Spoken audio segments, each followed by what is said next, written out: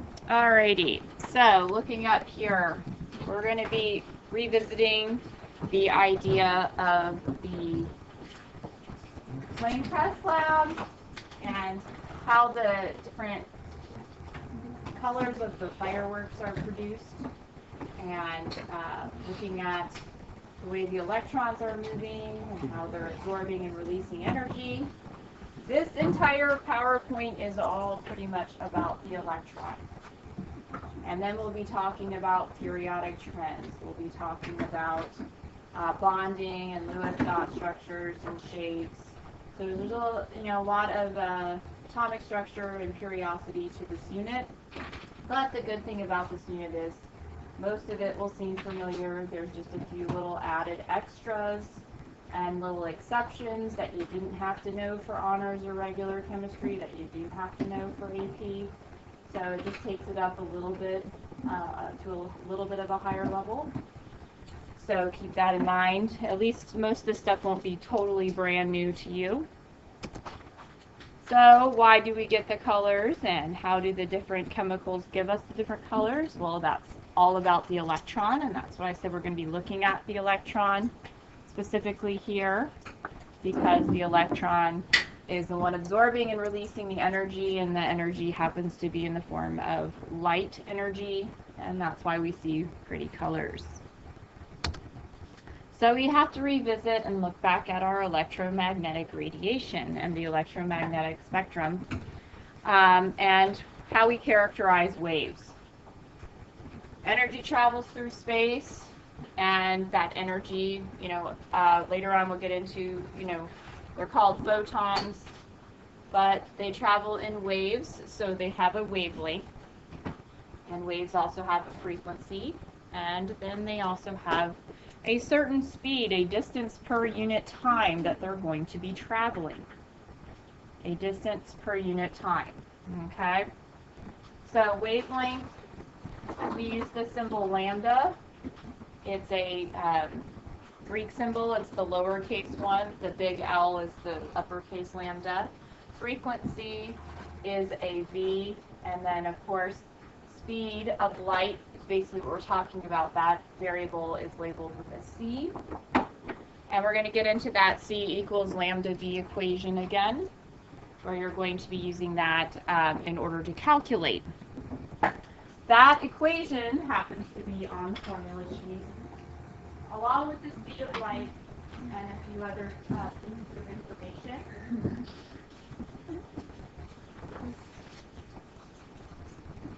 So Planck's constants on here: speed of light, energy, frequency, wavelength. These things are all going to be on here. So three characteristics. We're going to specifically look at the frequency and wavelength in the wave examples over there to the right in just a minute. So distance between two consecutive peaks or troughs in a wave is considered to be a wavelength. Of course, they draw the lambda much better than I do.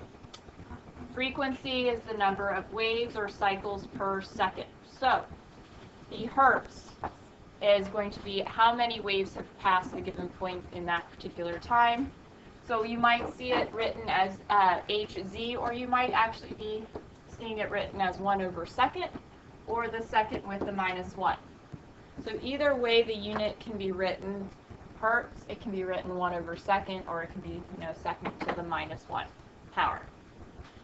Speed of light on here, 3.00 times 10 to the 8th meters per second. However, we'll make a little note here on your formula sheet, which, because they give you these values on your formula sheet, you should be using them. So it happens to be 2.998 times 10 to the 8th meters per second on the formula sheet. So I would use that number if I had to do a calculation using speed of light. So make sure that you use the given values on the formula sheet when you're calculating. The equation C equals lambda times V, which is the wavelength times the frequency. If you know the frequency, you can always find the wavelength. If you know the wavelength, you can always find the frequency, because C is a constant value, 2.998 times 10 to the 8th meters per second. And it is in meters per second, So sometimes our wavelengths, though, are super short or really small. So you may have to make sure that you always make that conversion to meters before you use the equation. Like the visible light wavelengths go from like 400 nanometers to 700 nanometers. So when you're given one of those, you would need to convert it to meters before you use the equation.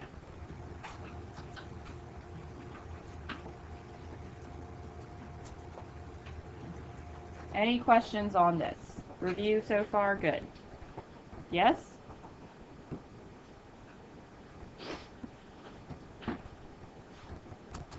All right, so here, looking at our different pictures of our waves, as you can see, the top wave here in red has a longer wavelength, and what we're talking about here, you know, from the crest to the crest, you know, trough to the trough, okay? Cycles per second. This green one has more waves in the same amount of distance there. And then, of course, the blue wave down here has a lot more waves in that particular time frame. So the wavelength is much shorter, but that also means the frequency is much higher. So going from 4 cycles per second, so 4 wavelengths in that second there, and then 8 cycles per second versus 16. And as you change the frequency and the wavelength, pretty much are changing the electromagnetic radiation type that you're dealing with. Okay? So wavelength and then frequency shown here, and our lovely wave examples. This one's going to be the highest frequency. And that also brings us to the idea that, you know, as our frequency goes up, you know, the V goes up, what happens to your wavelength? Wavelength is going to decrease. So that's an inverse relationship that you'll notice between the two. If the wavelength gets longer, the frequency goes down. And we're going to now relate it to also energy, because higher frequency, shorter wavelengths are going to have the higher energy. So in this particular case, with the frequency being higher, the wavelength being shorter, and we should really use the word shorter here, that means the energy is going to be higher for that particular wave. So that's, you know, high frequency, shorter wavelengths like gamma rays, X-rays, ultraviolet rays, those are on the higher frequency side of the spectrum. Those ones have a lot of energy and have lots of penetrating power, and that's why they're cancer causing and not so good to be exposed to. Okay?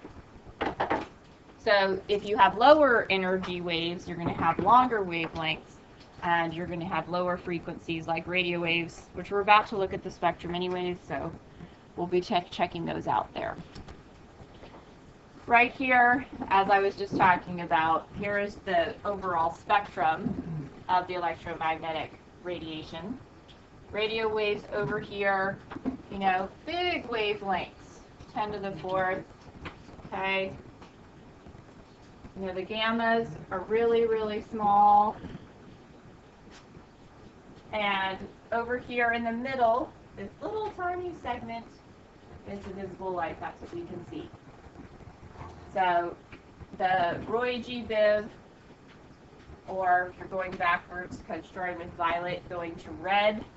Violet is the shorter wavelength, red is the longer wavelength out of the spectrum. So violet, blues over on that side have more energy than the reds and oranges over here on this side of your electromagnetic spectrum. So keep that in mind too. That reflects a lot in when they're talking about the electrons absorbing energy and moving energy levels, and when they fall back, which color they're going to give off has to do with the amount of energy they absorbed to begin with. So the higher energy ones give off purple and blue, and the lower energy ones give off the reds. Okay? Everybody do the flame test lab last year? Yeah, remember that one? So some calculations that you might have to do on here would be revolving around that C equals lambda V equation. So brilliant red colors seen in fireworks are due to the emission of light with wavelengths around 650 nanometers when strontium salts are heated. So it could be strontium nitrate, strontium carbonate, and if you remember last year, strontium was one of the deep red ones. And you can calculate the frequency of red light with that wavelength of 6.5 times 10 to the 2 nanometers. Like I said, this is the only little trick to these is realizing the visible light is in nanometers. So we have to change it to what first before we can use the equation? Got to change it to meters first. Does everybody remember the nano conversion though? How many nanometers are in a meter? No, don't remember that one. It is a lot, yes. So let's go back over that real quick. Do our little T-chart. So we're going to put our nanometers on the bottom, put our meters on the top, and it's going to equal 1 meter. So you probably remember your King Henry died by drinking chocolate milk, but that only gets us to milli, doesn't get us down to nano. So basically millimeter, that's 10 to the minus 3, right? Okay. Then you had micro. Does anybody remember micro from biology? It is 10 to the negative 6. So if you can remember at this point, as you can see a pattern, the nano is going to be 10 to the minus 9. It goes in threes. So now we know there's going to be 1 billion. Is that 10 to the 9th? So we could do 10 to the 9th nanometers. You could reverse it to, you could do 10 to the minus 9 meters equals 1 nanometer, if you like it that way. I prefer to stick with the whole numbers rather than doing, with the negative exponents, but this is how I would set it up. And basically all it ends up doing is giving us, 6.5 times 10 to the what? 6.5 times 10 to the negative 7 meters, right? And you'll notice that when the nanometers are written in meters, they're always to the negative 7 or right around there. Sometimes, depending on if they're a little bit lower or higher frequency in the ultraviolet range, they might, be to the negative 8, but, or negative 6, no, negative 8 would be negative 8, shorter wavelength, yes. So that's the first part, we changed it to meters. Now we can do our what? What's the equation we're going to use now to figure out our frequency? C equals lambda V, right? And we know C is what? This is the 2.998 times 10 to the 8th meters per second. We know lambda is 6.5 times 10 to the minus 7 meters. And then we have our V that we're looking for. And then it becomes a simple division. This one's on your formula sheet. It's definitely something you could possibly be asked to calculate.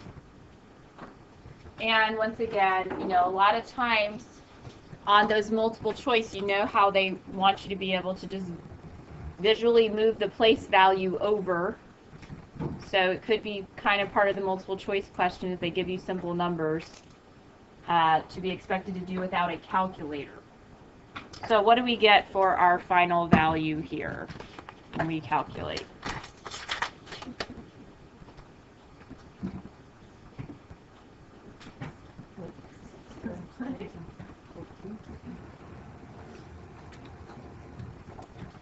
All right, 4.6 times 10 to the 14th. V equals. And what would be our unit that we would need to attach here?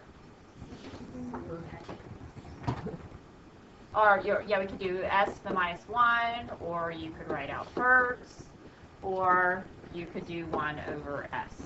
Any of those would work and be sufficient as a possible unit to use.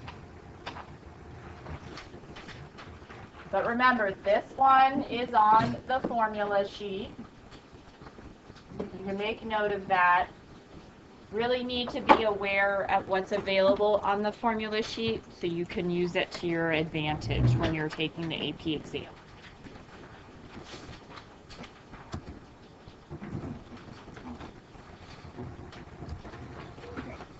All right, talking about the nature of energy.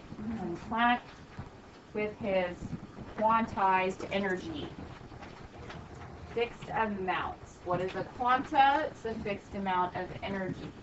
Now, he explained that the photons, were measured in these fixed amounts, these packets of energy. And it increases more like a staircase in a stepwise fashion. It's an all or nothing. Being able to absorb and release energy, there is a fixed amount of it. It's a minimal amount. It's not very, very large, but it's not gradual. So it's not like going up a slope here. In a continuous manner, either I absorb enough energy to get to the next step, or I don't go up the step. I can't go halfway up a step. So it's an all or nothing, assuming that energy comes in packets in these fixed amounts, small little chunks. So you can think about the quantized energy in terms of like a staircase rather than a continuous slope. And we're going to be looking at and applying the staircase idea to the energy levels of the electrons. So you can consider like energy level closer to the nucleus, as like the first stair, and then the next energy level out from the nucleus is the second stair. So you have to absorb enough energy in order to get out to the further energy level. You can't go halfway in between an energy level, but we're going to be referring to the electron absorbing the energy, and it's going to be in these fixed amounts that it's going to be able to do. It's not going to be in a continuous amount. So when we're looking at the hydrogen atom and the energy levels and the absorption there, this might make more sense if you think about the energy levels as like the staircase steps and the fixed amount of energy that's going to need to be absorbed. Now, Planck gave us the first part of the pieces to getting to the quantum mechanical model, or the electron cloud model. That is the current theory of how the electrons are arranged around the nucleus of the atom. And this is kind of just the background. This could be more of a scientist question. A couple of them in here who were credited with helping to build the quantum mechanical model. But that's where that word quantum mechanical model, the quantum part, comes from, this idea that the energy of the electron is quantized, and it's in packets.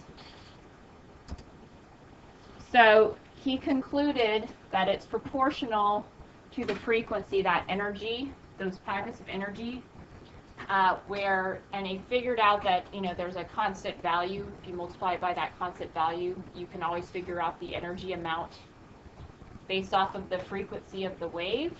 So this is the other equation that is on your formula sheet. Energy equals Planck's constant times frequency. And guess what?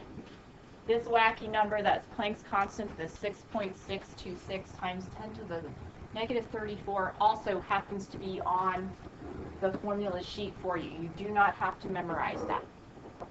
You just have to be able to use it. And it is joules times seconds. I know there's like a dash here, so joules times seconds, the unit there, needed in order to cancel, because the energy value will be measured in joules here. Now, of course, building upon Planck's information that he figured out about the energy of the photons, Einstein also got on board and was like, that's a nice, interesting idea. And he used it in order to explain the photoelectric effect, which is when the light shines on the metal and it can bounce off the electrons, which I have a short little demonstration video that will show you the photoelectric effect here. The energy what? Yes, this is pretty much how we're calculating the energy of the photon.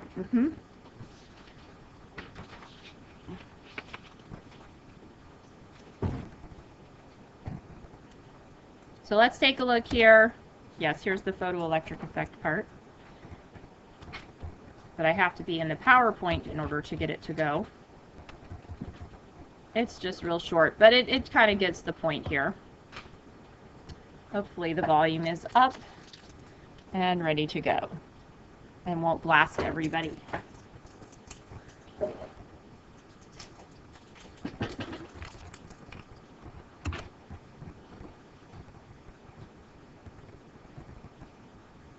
The photoelectric effect is the ejection of electrons from a surface when light of sufficient frequency shines on it. For example, when red light is directed at a metal surface, no electrons are ejected.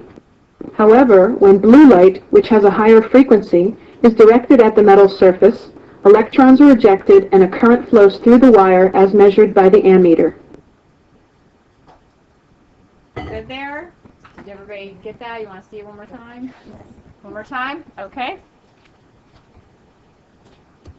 The photoelectric effect is the ejection of electrons from a surface when light of sufficient frequency shines on it. For example, when red light is directed at a metal surface, no electrons are ejected.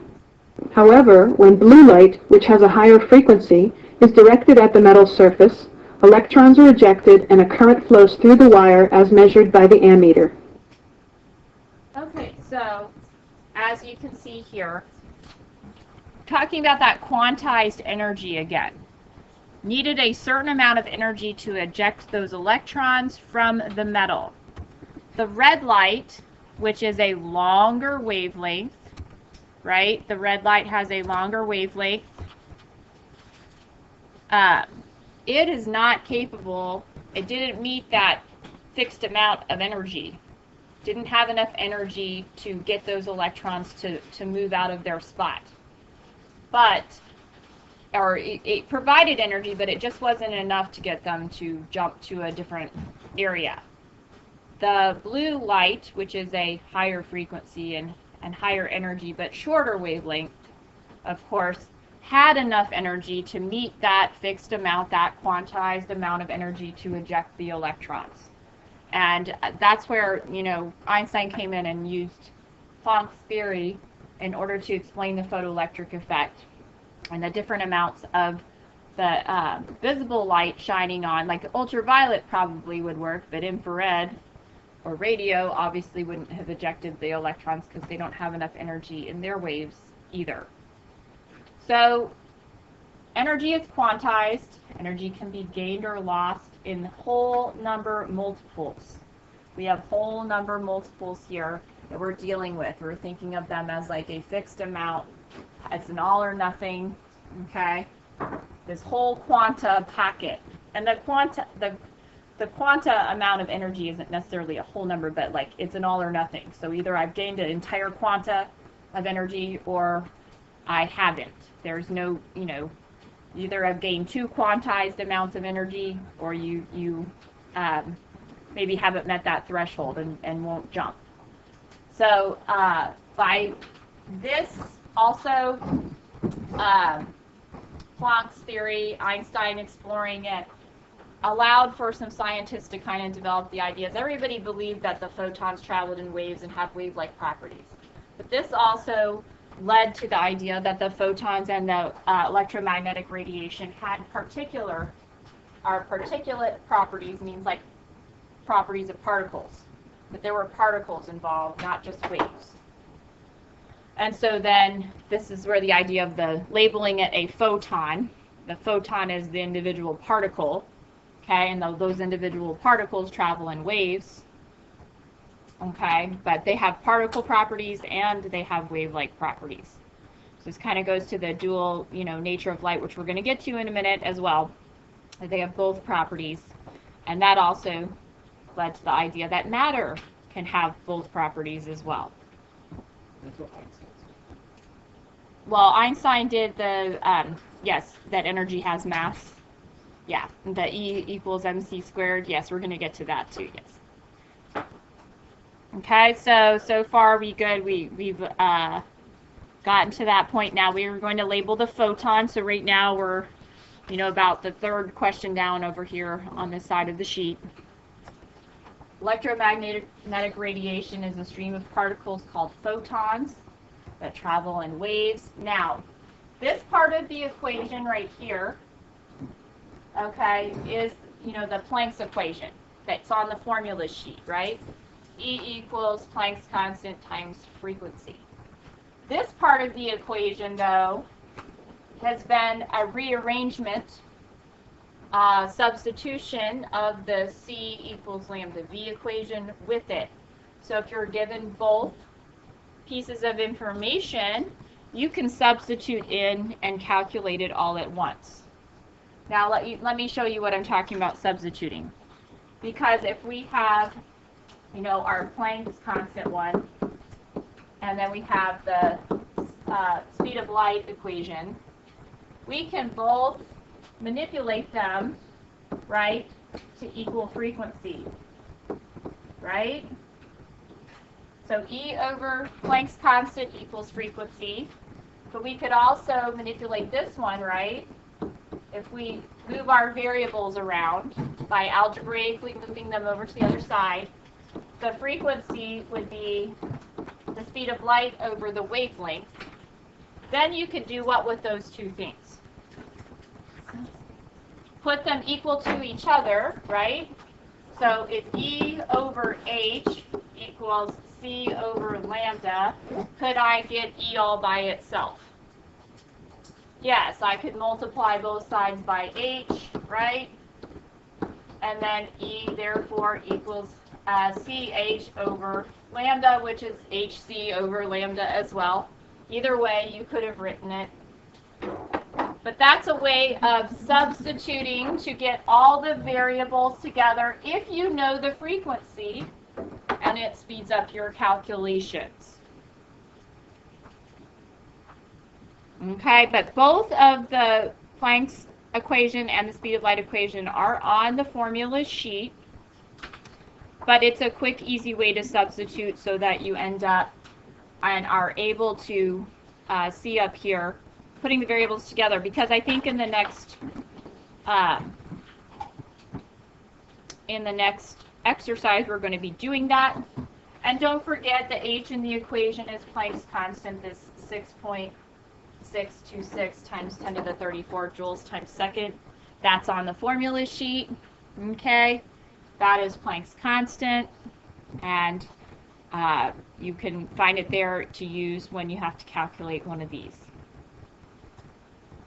Any questions so far? So let's go ahead and take a look at exercise 2. We should be at exercise 2 now. Everybody fill in the questions up to that point? Good to go? Yes? And if you wanted to, you also put in the box, you could substitute and show that you could use this as well. If you know the frequency, you could use that equation. Or you can, if you're given the wavelength instead of the frequency, this is the equation to use. I'm sorry. If you know the frequency, you would use this equation, the E equals HV. If you know the wavelength, though, but you don't know anything else, you can use this equation in order to figure out your energy as well. So this one is if you know wavelength. This one is if you know frequency.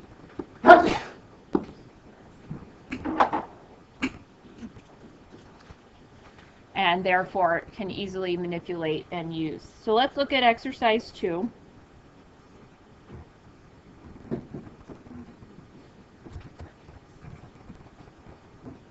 All right, so here we're looking at blue color fireworks achieved at about 1200 degrees Celsius, so that's like under the Bunsen burner flame, giving it lots of nice heat. Emits blue light for 4.50 times 10 to the 2 nanometers by the copper 1 fluoride here. And we want to know the increment of energy, but it gave us the what? Gave us the wavelength, so which one would we want to use? E equals hc over lambda, right? And then all we really need to do is do what first? Converting it to meters, but we already did that conversion, so really what do we do? Yes, 4.5 times 10 to the minus 7. We really just divide it by 10 to the minus 9, 10 to the 9, and we're going to end up with our wavelength being 4.5 times 10 to the minus 7. And I guess we're going with these sig figs here because they wrote it as scientific notation there for us. This ends up changing the nanometer to meter because we divided it by 10 to the 9th. And now we can plug all the numbers in and calculate the energy. So Planck's constant times our 2.998 times 10 to the 8th meters per second over our 4.50 times 10 to the minus 7 meters. That's a really horrible M. Let me fix that.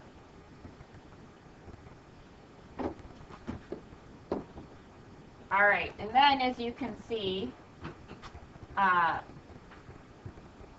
the units are going to cancel accordingly. The seconds will cancel with the seconds. The meters will cancel with the meters. So what do we end up with? Joules is the energy unit that you would end up with once you calculate.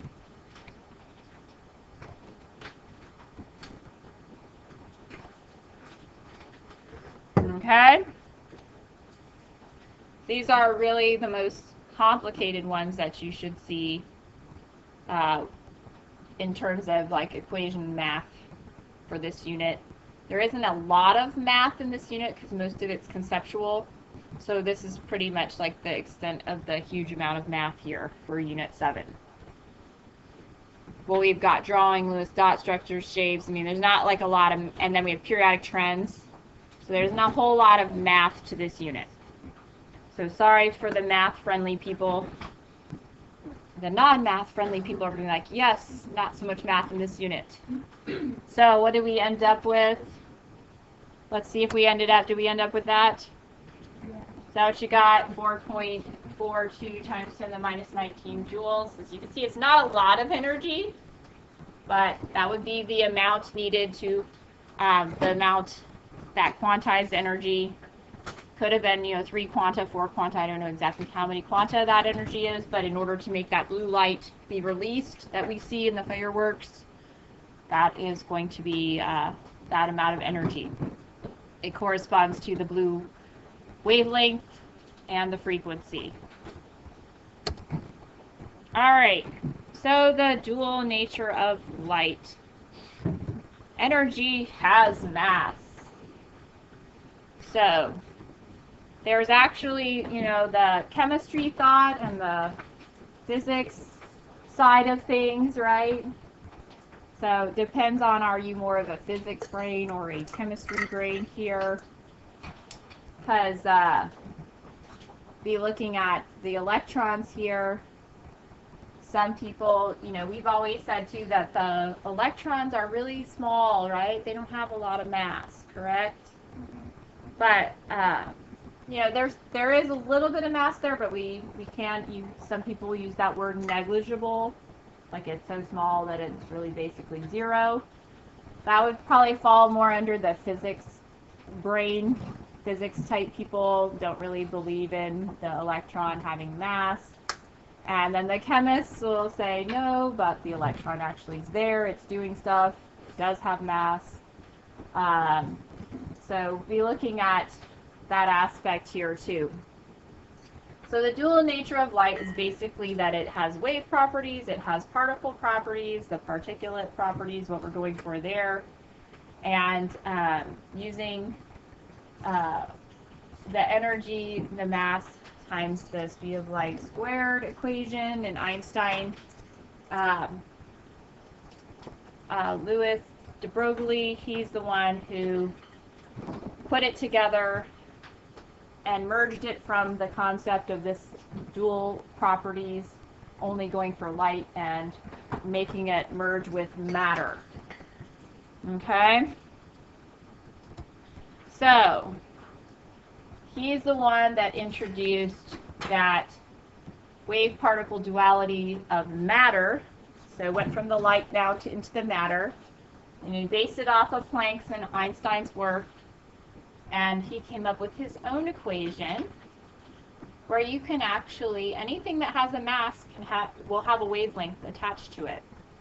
Now you have to have a velocity, so you have to be moving when you're going to have a wavelength. But even us individually, we could calculate our own wavelengths while we're moving. So we have them. Yes, you can talk to your, physics teacher. This is more of in the physics category, but just this idea that, yes, now we're applying it to the electron. And just like before, we had issues with our K's. We have K equilibrium. We have K for rate constant. Also, in physics, they use the V for velocity. We use the V a lot for frequency, so try to not get those variables mixed up. In Broglie's equation, the V is for velocity, meters per second. Okay? And it is not for frequency. Yeah. Oh, this one's not on the formula sheet. You won't have to do a whole lot of calculations with it. It's really more of a conceptual understanding. We're doing a short exercise with it just to kind of compare things with different masses. Like you're going to look at the electron versus the ball, something with more mass, something with less mass, and just compare the numbers conceptually. But you won't need to be, this isn't going to be something you would calculate on the AP exam. But for those, especially with the mathematical, minds, and you look at the numbers and you understand it through the numbers, this will be a good example and help you get it conceptually. Is quanta like, is it like moles? It's for like moles, yes. This whole number value. It's a count number, yeah. Mm-hmm. And that amount of energy to get to that one quanta, that's a fixed amount, but it could be a fixed amount for different things. So it doesn't necessarily have to be the same fixed amount, for each particular one. All right, so we're going to look at exercise 3 now, comparing the wavelength of an electron with the wavelength of a ball. So let's go ahead and calculate those together using his equation. Oh, I did want to mention too, before you completely begin calculating this, because it's going to seem weird as to the way that all of the units cancel, but you might know this from physics, I'm not sure, but a joule equals a kilogram times meters squared over the second squared. Okay, so when you're calculating, the kilograms will cancel and the meters and this, because we want a wavelength, so one of the meters will cancel, both of the seconds will cancel, so you'll end up being able to cancel it down because the joule is the kilogram times meter squared over second squared. That's actually derived from the Newton too, and you can go talk to your physics teachers all about that. But the units really do cancel, I promise. Okay? So I'll go over here and start the electron. And then we can have the ball over here. And we can compare our numbers.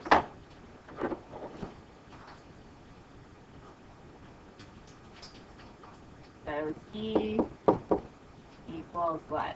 H over mv, right?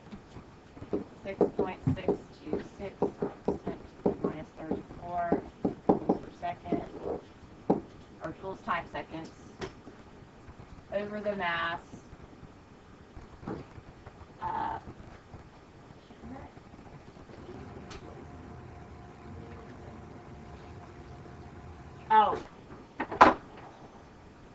Yes, it should be wavelengths. You're right. I have energy on the brain. I have electron energy on the brain. These won't leave. There we go. All right. So mass on the bottom, though, right? And velocity still on the bottom. We're good there. So this is 9.11 minus 31 kilograms. And our velocity times 1.7 meters per second. So there's that one. Over here for the ball. Ball's a little bit more massive, so you'll see a difference in the number.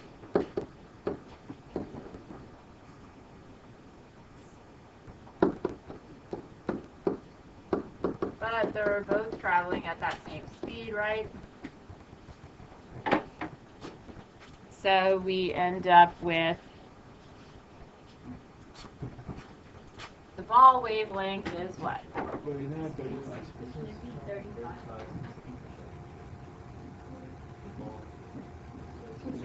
Oh, yeah, you're right. They weren't traveling at the same speed. Sorry.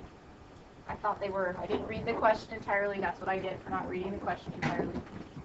35 meters per second.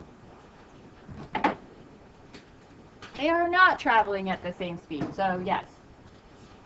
The ball is traveling at 35 meters per second. A lot fast. No. The electron's moving a lot faster. Times 10 to the 7, that would be a lot faster. All right, so our wavelength here ends up being 1.89 times 10 to the minus 34 meters. Is that correct? Do we calculate that one? This one over here.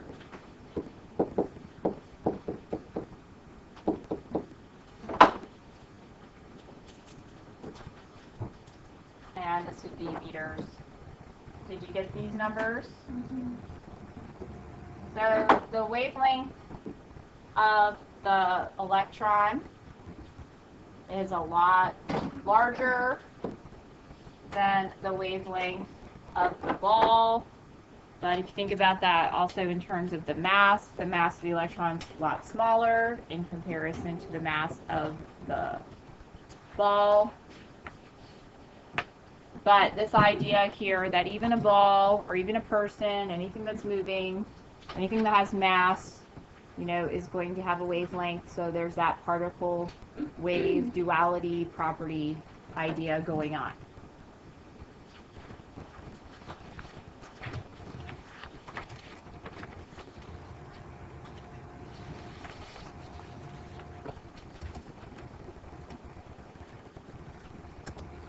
All right. What time is it? Just after 9. A review session. Well, we don't have time for a review session. All right. Now, the line emission spectrum observed that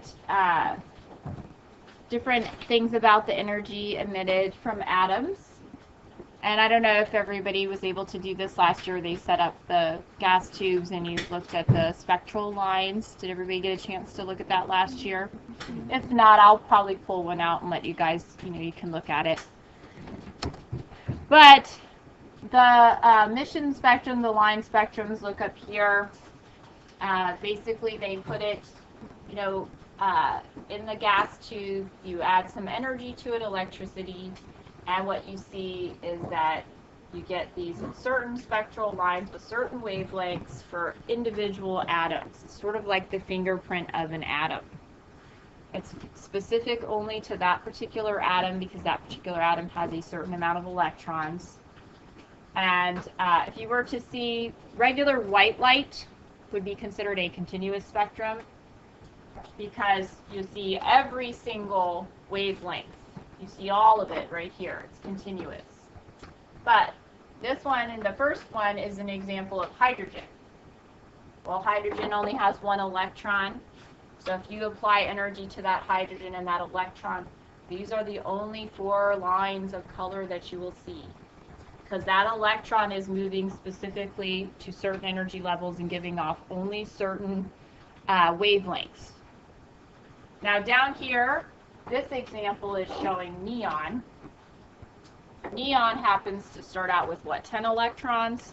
So neon has a lot more electrons moving around and doing different things, and it produces this specific set of lines. So as their electrons are absorbing and releasing energy, it's only giving off these particular colors for those 10 electrons.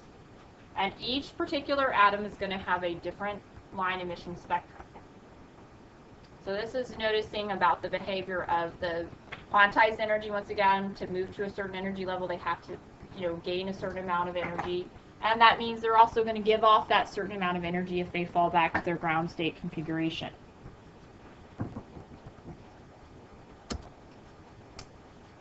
So the refraction of light, that's all that we're going to see is the continuous beautiful rainbow spectrum. So I'm going to skip this one for now. But the line emission spectrum of hydrogen, I'll show you that one.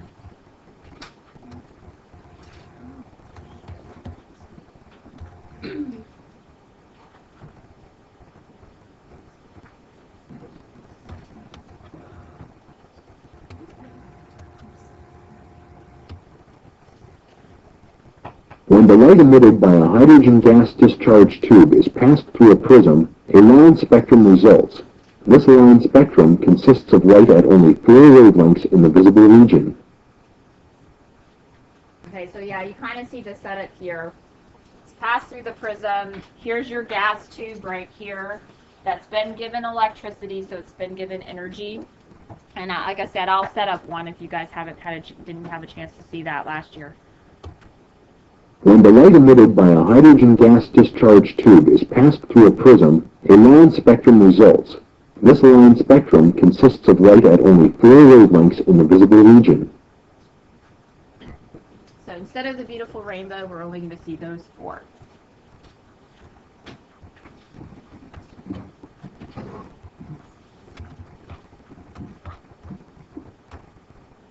So some significance here, only certain energies are allowed for the electron in the hydrogen atom. And the energy of the electron in the hydrogen atom was quantized. And this is where, Bohr really took a lot of his time and focused on hydrogen and looking at how the electron and the energies and the absorption happened for hydrogen. Okay? And that's where Bohr was able to come up with his model for the electrons, which was the one where it was like planets and it orbited in those fixed circular orbits idea. We know that to be incorrect now, but he used his information and research on hydrogen to develop that model of the atom and the electrons. So the line emission spectrum was another piece to the puzzle in the building of the quantum mechanical model. So we started with Planck. Einstein, did a little bit in there. Got to the Broglie, he transferred it over to matter. Bohr was working on the hydrogen line emission spectrum, trying to come up with his own model. I mean, of course, all of these scientists are looking for their publishing and, credit and all of that good stuff. Okay? And, Bohr came up with this equation here. It's not in the formula sheet. You might have to do a few calculations in your problem set, but it's not really anything that you would need to calculate on the AP exam. It's more for conceptual understanding. Okay? But we do a few little calculations to look at the numbers, get the idea of what's happening here. And it also applies to that flame test, because when we were heating our metals, we were having them jump to certain energy levels and giving off a color. So it kind of rolls in with that idea of the flame test lab. Okay, so you might have seen this last year, I'm not sure. Electrons in the hydrogen atom move around the nucleus in circular orbits. That was Bohr's idea. It was consistent with the hydrogen emission spectrum. And so he started labeling the ground state, the lowest possible energy state, And he labeled these orbits, you know, energy levels, principal energy levels. That's that concept of the n equals 1, n equals 2, the principal energy levels. I kind of started here with Bohr. And as you can see in this diagram, if the ground state is here and your electron is here, and it absorbs the amount of quantized energy needed to move to energy level 2, okay, it would jump to the excited state. And then, of course, if it fell back to its ground state configuration, it would release that energy that it absorbed. We see that energy as the light being given off. Here is another depiction of the transitions for the electron in hydrogen. Now, it had 4 possible patterns. It could absorb enough energy to move to energy level 3, 4, 5, or 6, but as you can see, if it absorbs energy in order to get to energy level 3, that isn't as much energy as needed. It's more like the energy amount kind of correlates with the distance here. The further you go out, the more energy you need to absorb. So the purple, which is higher energy waves, absorbed the most energy and went the furthest out away from the nucleus, and the red didn't have to absorb as much because it didn't jump as far, giving off the red color, which is a lower energy color. And these are those distinguished particular energies of the 4 different patterns that the one electron can have for hydrogen. So as we give heat to the electron, it's going to jump around in one of these 4 patterns and make those 4 different lines on the spectrum. Here's also the circle model, and you might see the circle diagrams on the AP exam too, where this is the Bohr model. As you see, it's like fixed orbits, like planets around the nucleus. But here it shows more of the jumping out here, and then it gives off the wave, which would be the red wave, as it's falling back towards the nucleus, going back to the ground state. Okay? So that actually is a really good Bohr representation. And a lot of times to describe, the electron gaining and losing energy, especially in terms of like the flame test idea, they'll use that kind of diagram to show it. Now for the Bohr's energy equation. Now the Bohr's energy equation doesn't necessarily, anything like I said, you have to memorize or use for the AP exam, but it's a good way to calculate and also look at the numbers, numerical values.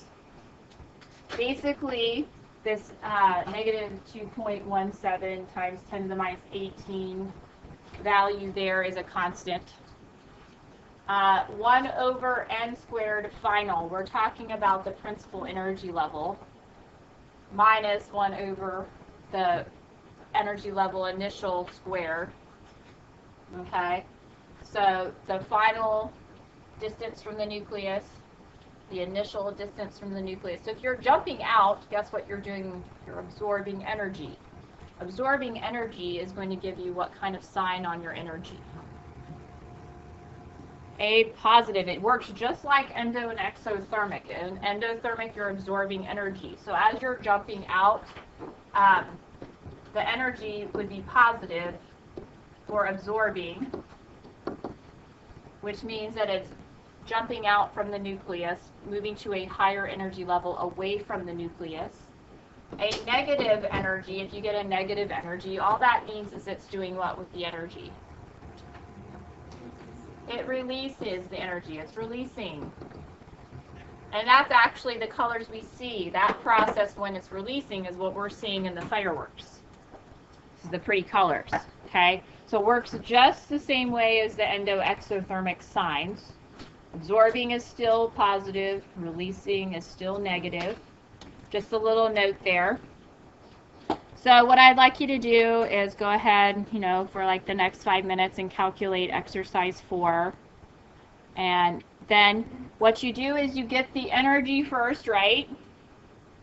Use the different energy levels, n equals 5 to n equals 2, and you calculate the energy, right? So we'll do that first equation, calculate the energy, then what do? Because we want the wavelength. So we figure out the energy by using Bohr's equation first. Then we take that energy and do what with it? We go to the Planck's equation because we want to find the wavelength. So you can use the one that has the wavelength in it, manipulate the variables, right? So go ahead and take a moment to do that.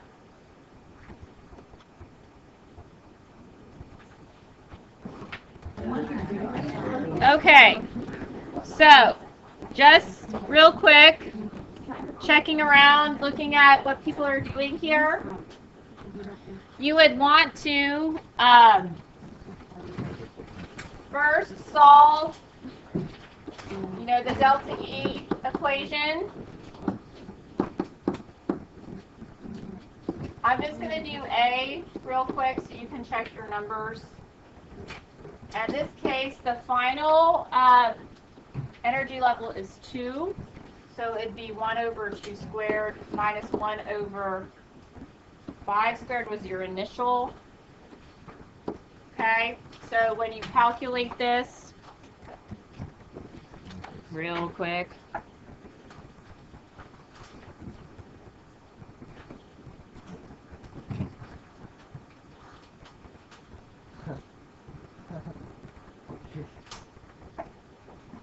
you get for your change in energy, negative 4.57 times 10 to the minus 19 joules. Okay. Now, once you get this point, what you need to realize about the sign is just telling us that the energy is being released. So, really, when we go to use it in the other equation, where the E equals the hc over lambda to figure out the wavelength, we don't carry the sign over because the sign is just telling us which direction the energy is going. So we would just plug that in there. And then you would plug in your Planck's constant. I'm going to run out of room here, so let me write it down here.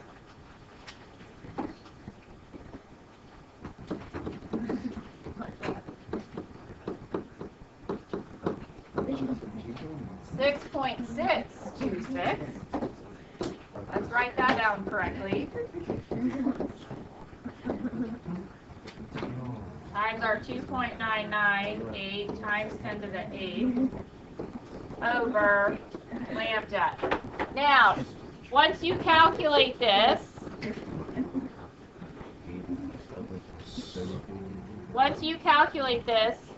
you're going to get a value that's in meters. Okay? It's going to be in meters. And what you need to do with that then, easiest thing to do with that is change it to nanometers. Because if you go to look it up on any electromagnetic spectrum, you're going to see, so I'm getting 4.35 times 10 to the minus 7 meters. So that's 435 nanometers. When I go to my electromagnetic spectrum, which I would Google or look in a textbook, I would look that up and see it's which kind of color.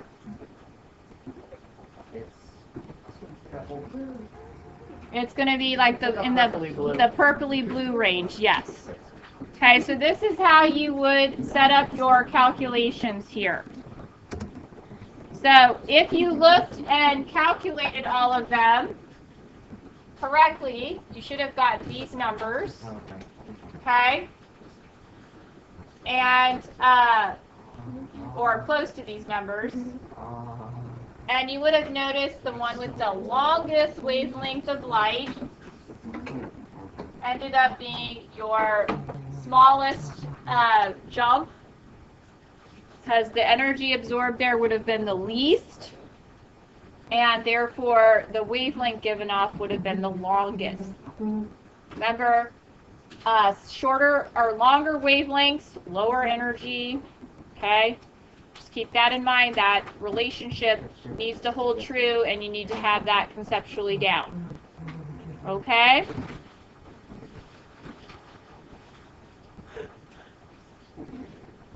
Any questions on that? So I said, we're not really going for you having to use Bohr's equation and calculate everything. You might just do it a few times the problem set for a little bit of practice, but it's more about identifying and understanding and comparing the different wavelengths and knowing which one has higher energy, which one's lower energy, and so forth. That conceptual understanding is very important.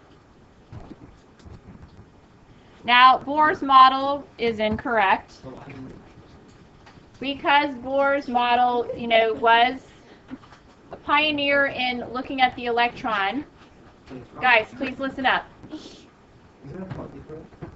Well, good ideas, yes, and came up with the idea of the principal energy level and that there are these energy levels that the electrons are in, although the idea that they are these fixed circular orbits don't hold true. Why is that?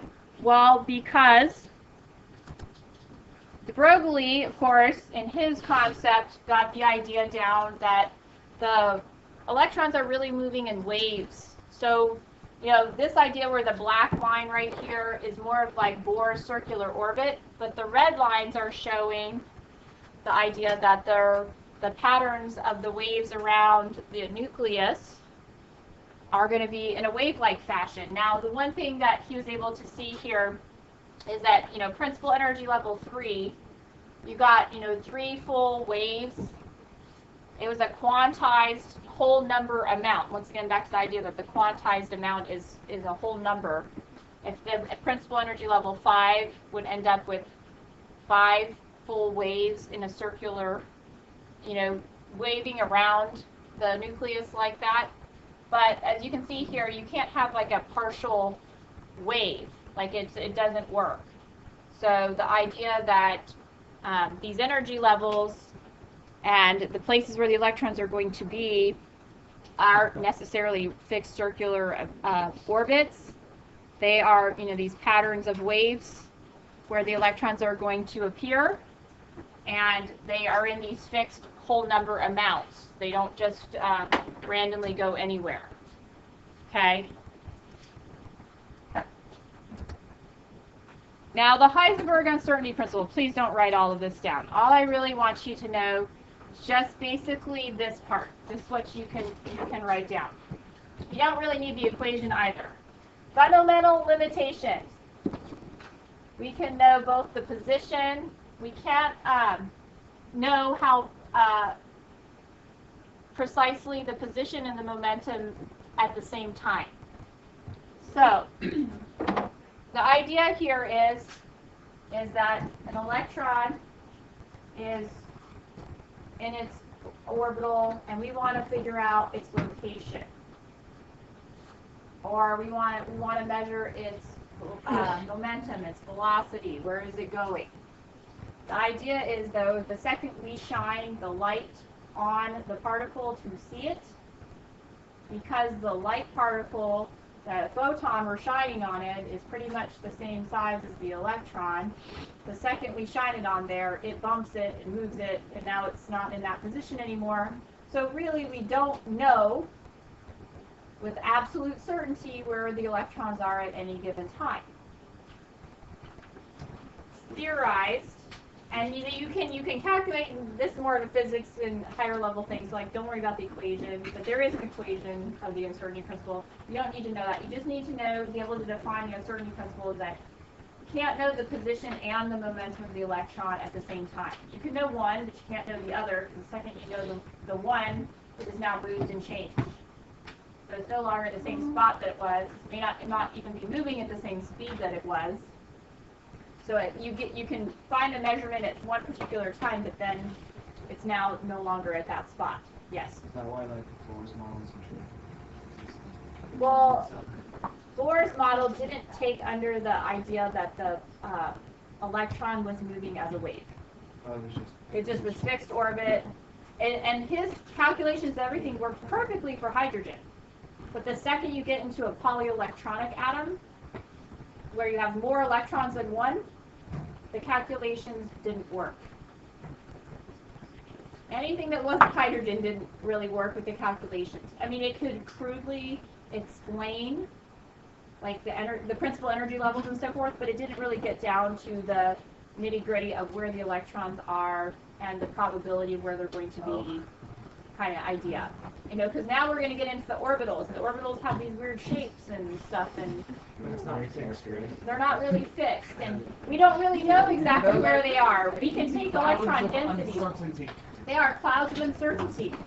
Well, and it gets better because the particles apparently disappear and reappear. Because they can do that. Because they're they can't be necessarily like in those clouds. It's just they're probably here. Maybe. Probably, not, like, maybe. Always there. They can be other places that's most likely to be there, and it's really weird and confusing. Very much so. What the heck? So, quantum mechanics. Here we're starting to get into that lovely area. Like I said, I'm going to give you a very brief overview. If you love this stuff, I would talk to somebody in physics, because we're going to stick more with the electrons and the notation and the orbitals. Okay? We're not going to get so much into the physics calculations of it all. Please listen. Now, Schrodinger is the one who used all of this information and came up with the way of calculating a probability. And they're called wave functions. And basically his wave functions will produce an idea of where these electrons are going to be 90% of the time. So let me move to the next slide so you can write down the idea here. And really, you don't have to write it all down, but you know, he came up with this wave equation and he used the Greek letter psi.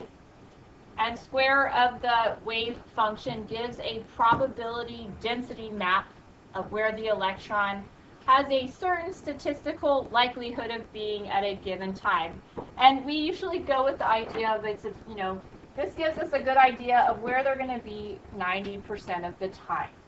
As you can see, here is this is an s orbital. If you don't remember, s orbitals are spherical shaped. But as you can see, this is probably maybe a 1s or a 2s because it's closer in. Like most of the density is closer into the nucleus. And so it's 90% of the time, but most of the time it's here. But there are a few dots outside of it that don't necessarily follow the complete electron density. So that's why we give a probability. And we can look at the graphs and see probability of where the electrons are likely to be. So that's really what we're going for here with the wave functions. I don't expect you to calculate the wave functions. That's way beyond the scope of this course. But we're really like, why are we putting electrons in the S and the P and the D and the F?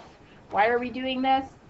We are labeling where they're going to be likely 90% of the time. Okay? So you need to be able to look at these and, you know, understand conceptually that we're placing them in three-dimensional spaces that are shapes in the different principal energy levels that create this cloud of probability of where the electrons are. Okay? So the wave equation gives us a set of wave functions or orbitals. And the orbitals also have corresponding energies. Each orbital describes a spatial distribution of electron densities. That's what I'm talking about, this three-dimensional space where the electrons are likely to be. And an orbital is described by 3 quantum numbers. So the orbital, like, is it in principal energy? What principal energy level is in? What shape is it? And then if it's in a P, D, or F, we'll be looking as to the specific orbital in the level that it's going to be in. Okay, so we're going to be looking at the quantum numbers conceptually. We really don't have to use them very often in AP, but, you know, why are we saying an electron's in 2s, you know, the first orbital? Why are we saying it's in 3d5? You know, this is where we're looking at saying likelihood, how they're going to fill, why they're going to fill there. We'll go back over off-bow Hund's and Pauli exclusion principle as well. Okay? So let's start with the principal quantum number, which is the n number. Describes the energy level on which the orbital resides. So the closest energy level to the nucleus is n equals 1.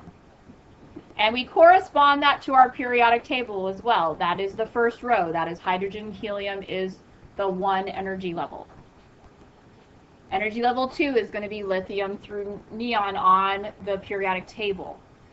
We can correspond it to that, and that is also going to, principal energy level 2 is going to have the 2s and the 2p in it. Okay? So you'll have a spherical shaped orbital in there, and then you'll have 3 dumbbell shaped orbitals in the 2 energy level. Okay, and they are designated by integers, n equals 1, n equals 2, n equals 3. That's the 3rd energy level, further away from the nucleus than the 2. The 2 is further away than the 1. And the closer you are to the nucleus, the lower your energy is. Okay? Now, the angular momentum number, which we label it L, that is its designation, defines the shape of the orbital. So here you're looking at the shape. Is it spherical? Is it dumbbell? Or when we get to the G's and F's, they look really funny. So the integers are ranging from 0 to n minus 1. Okay? So basically what we're going for here is the S is always going to be a 0. The P is going to be 1. The D is a 2. And the F is a 3. Okay? So if you have an S-shaped orbital that you're in, we would assign the angular momentum quantum number to be 0. If your electron is found in a P, its angular momentum number would be a 1, saying it's in a dumbbell-shaped orbital. And so forth. These, they look like 4 funny balloons in a donut thing, and then the F's are even more complicated, but this just assigns it to, is it an S, a P, a D, or an F orbital shape that it's in. So S is always 0, P is always 1, D is always 2, F is always 3 here. And since we don't have any atoms that go beyond the F, although theoretically there is like a G and other orbitals that could be added later on if there were more elements out there. So we label the L here, those. So right here, type of orbital, S is 0, P is 1, D is 2, and F is 3. This would never change for the angular momentum quantum number. The magnetic quantum number is m sub L. M sub L describes the 3-dimensional orientation of the orbital. Now the S m sub L number is always 0. It's easy, because there's only one orbital in the S in its spherical shape. However, in the P, you have a dumbbell shape on the X, you have a dumbbell shape on the Y, and then you have one kind of on the Z. So, on the Z plane. So, when you're doing like a P orbital,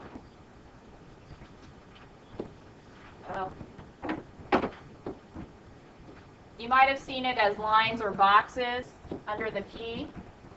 The first orbital would be on the X plane, the second orbital was on the Y plane, and the last one was on the Z plane.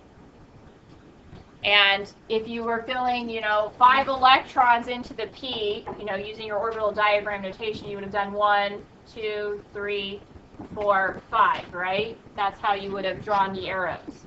But that was saying that 2 of the electrons are occupying the dumbbell shape on the X, 2 of the electrons are occupying the Y, and 1 electron is in the Z plane.